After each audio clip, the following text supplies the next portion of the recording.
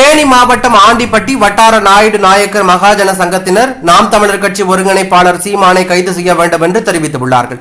கடந்த சில தினங்களுக்கு முன்பு ஆண்டிப்பட்டி அருகே சக்கம்பட்டியைச் சேர்ந்த சந்தோஷ் என்பவர் நாம் தமிழர் கட்சி ஒருங்கிணைப்பாளர் சீமானை பற்றி சர்ச்சைக்குரிய வகையில் பேசிய வீடியோ சமூக வலைதளங்களில் வைரலானது. இதனையடுத்து நாம் தமிழர் கட்சி நிர்வாகிகள் கொடுத்த புகாரின் அடிப்படையில் சைபர் கிரைம் போலீசார் சந்தோஷை கைது செய்து சிறையில் அடைத்தார்கள். இந்நிலையில் இது தொடர்பாக ஆண்டிப்பட்டி நாயுடு நாயக்கர் மகாஜன சங்க நிர்வாகிகள் ஆலோசனை கூட்டம் தனியார் இடத்தில் நடந்தது.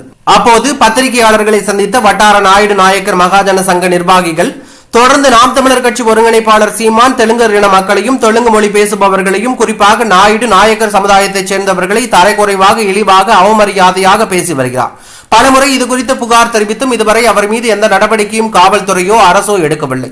இனி வரும் காலங்களில் தொடர்ந்து இவ்வாறு பேசினால் தேவையில்லாத பிரச்சனைகள் எழும். எனவே தமிழக அரசு தொடர்ந்து அவதூறு பேசி வரும் சீமானை கைது செய்ய வேண்டும் என்று கூறினார்கள். இது தொடர்பாக சீமானுக்கு எதிராக பேசி தற்போது போலீசாரால் கைது செய்யப்பட்டு சிறையில் அடைக்கப்பட்டிருக்கும் சந்தோஷ் என்பவரை விடுவிக்க சட்டப்பூர்வமான நடவடிக்கைகள் மேற்கொள்ளப்படும் என்று அவர் கூறியுள்ளது பரபரப்பையும் அதிர்ச்சியும் ஏற்படுத்தியுள்ளது.